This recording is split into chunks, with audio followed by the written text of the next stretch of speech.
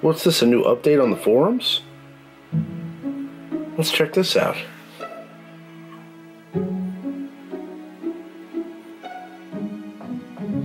New Jedi?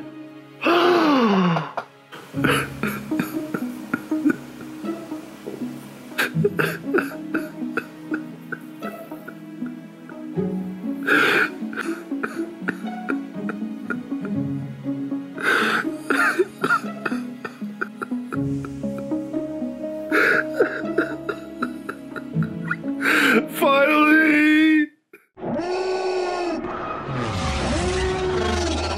Yes, Master.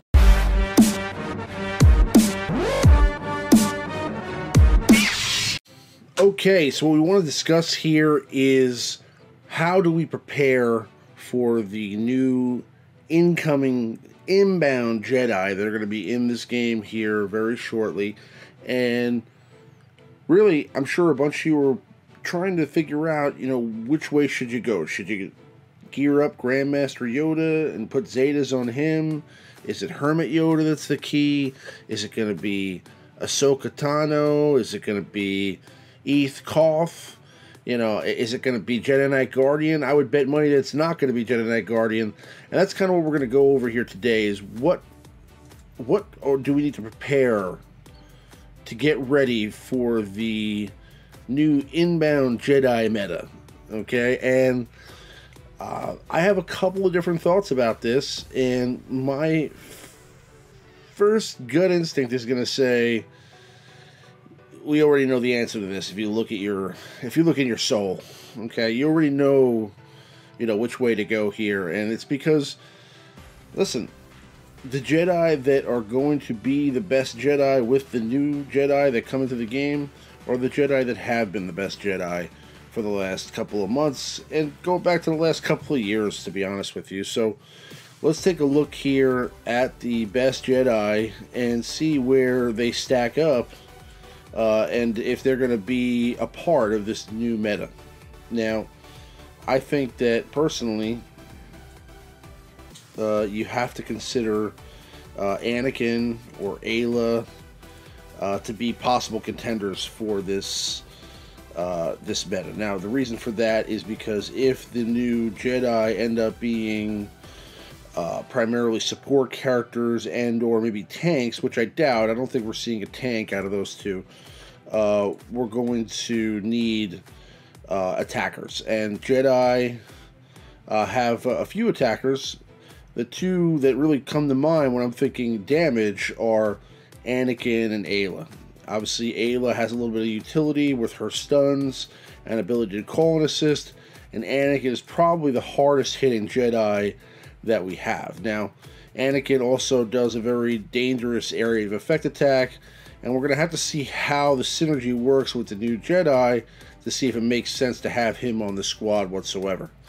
But when you think about overall the benefits of the Jedi that are out there, there are a few that come to mind that no matter what, are going to be a part of this meta. Number one, General Kenobi. General Kenobi will be a key part of this. Even if there is another tank that's added to the game, which I doubt, then General Kenobi will still be important because of his passive taunt. Okay, he's not necessarily only a tank, he also dispels. He also can give your entire team retribution. He can also call in assist, just like Hermit Yoda. Which brings us to the next character that I think is going to be important in this meta, and that is Hermit Yoda himself. Now, do you ultimately have two Yodas in your squad? I think it's a little bit early to say that, but I do believe that we're going to absolutely have Hermit Yoda on every Jedi squad.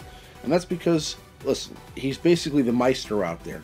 He's the conductor of the symphony orchestra, okay? He, basically spreads buffs to your entire squad and supports everyone and gives everybody the health that they need to sustain battle.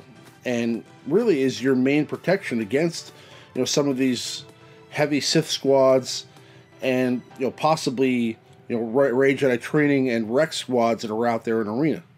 Now, I don't think that either way, and this is just my gut opinion, no matter what these new Jedi bring, it's going to trump the current Traya meta. Because obviously, if we were all of a sudden to have Traya just become an unnecessary character, that would become a real downer for a lot of people that have been working on Traya for a while or just unlocked her. It would kind of put everybody in a confusing state to wonder which way they're going to go next. Obviously, I think that these new characters will become viable. I think they will be able to, win on offense, and if not modded correctly, possibly win on defense. But I don't think that they're going to trump the overall current meta, because it's just not in the cards at the moment. I do think that they are setting up something for the future here. A lot of people have had rumors about whether it's going to be Revan that's coming in some sort of a legendary event with these new KOTOR characters. A lot of people are wondering if maybe it's signifying the future date of a Jedi rework, and who knows? Okay, there's a lot of different possibilities. I personally think it signifies a lot of different things. Revan definitely being one of them. But we'll have to wait and see. It's a little bit too early to start speculating on that. I do, however, believe that that's not going to happen this year. I think if Revan does come, it's not going to be until at least first quarter 2019, if that. And we'll have to wait and see. But I do think that when you're looking at the Jedi that are viable right now, that can be contributors to a team that could fit into the meta currently. Okay, let's say a team that could beat a Palpatine team, a team that could beat a Darth Traya team. Then you're going to have to look at a few different Jedi here that really are pretty obvious. I mean, I think obviously you're looking at Kenobi, you're obviously looking at Hermit Yoda, and the third Jedi that I would include in this would be the other attacker that comes to mind when you think of Jedi, and that's Ezra Bridger. Ezra Bridger is really the highest damage attacker the Jedi have, period, and he also calls it assist, he dispels. He's basically Qui-Gon Jinn circa 2018. Okay, he can do everything that needs to be done on the board and more. And on top of that, he's already probably in your inventory. He's somebody that you have because he's such a great character to have for lots of different things. He's a great character to have for the Thrawn event. He's a great character to have to get Emperor Palpatine, at the beginning of a game. These characters are all, especially the Phoenix characters, are all necessary early game. So Ezra Bridger is a tremendous addition to any Jedi team. Now, what do I think is going to end up happening? My personal opinion is, obviously, most people are not going to be immediately getting 2 of these Jedi. They're probably going to be behind some sort of a paywall or be marquee characters. So what's going to end up happening is one of the Jedi is going to become a viable option at, let's say, 3 or 4 stars. So one of them will be an option that you can use right out the gate that will either provide some sort of a synergy with a character that's already in the meta, like, for example, Grandmaster Yoda, who just recently got a rework. I'm sure that wasn't by accident. And that character will then be able to be an addition to a current Jedi squad. So, for example, let's say you're running a Grandmaster Yoda lead, you'll probably be able to add either a Bastila Shan or Jolee to a Grandmaster Yoda squad already. And we'll have to see if either Jolee or Bastila will bring a leader ability with them as well that can, compete with the Yoda leader ability for viability.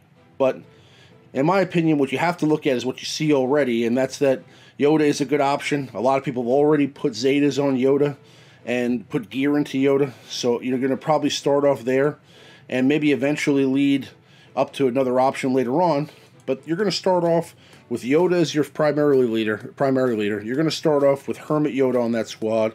You're going to start off with General Kenobi, and then you're going to probably decide between using Ezra Bridger, Anakin Skywalker, or Aayla Secura. And in my opinion, you're probably going with Ezra Bridger.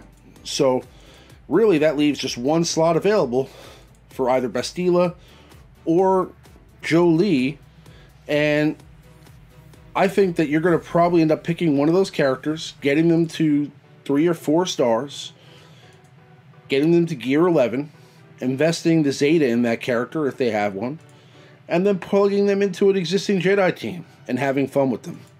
And again, I don't think that they're going to be taking over the meta. I think that a trail lead, 7 stars with Zetas is still going to be the dominant team for the next few months until we get our Return of the Jedi Luke or Revan or whatever the next major character is. They're very good at controlling the meta these days, and I don't think that they're going to be giving us a character like that that's just going to suddenly change the meta, especially not a marquee character. And I think that that's where these characters are going. Again, we haven't gotten any information as to how the characters are going to be released, but I have to believe that they're not coming in any kind of a legendary fashion or any type of way other than a marquee pack. So you'll probably have to buy these characters, and in most cases, most people are going to go with the Gear 11 3 or 4 star version of these characters for the start, and possibly use the existing Jedi characters that they have to try to plug them into a current possible meta squad. That's just my opinion. I think that for sure there's lots of different options. I mean, you could possibly go for a different style. You could possibly go for a different meta, and you could possibly just continue to work on your Sith, because I mean, I still think that they're going to be the dominant faction, but ultimately, if you are interested in trying to run a quote-unquote Jedi meta team, then I think that you're going to run Grandmaster Yoda, Hermit Yoda, Ezra Bridger, General Kenobi, and either Jolee or Bastila Shan. I don't think you're going to be running both.